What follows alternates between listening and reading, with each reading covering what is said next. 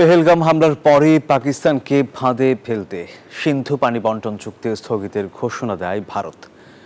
জানিয়ে উত্তেজনা এখন চরমে। এমন আবহে চন্দ্রভাগা বা চেনাব নদীর পানি প্রবাহ বন্ধ করল মোদী সরকার।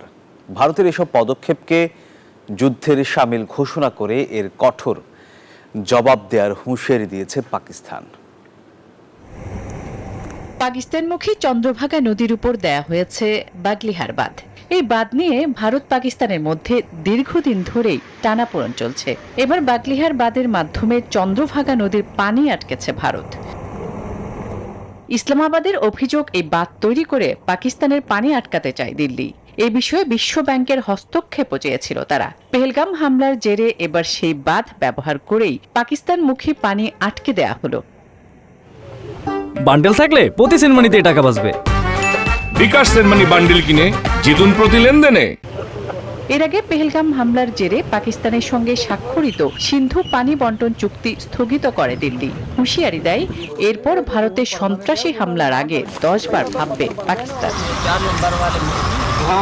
ভারতের এসব অপকর্মের কঠিন জবাব দেওয়ার হুঁশিয়ারি দিয়েছে পাকিস্তান।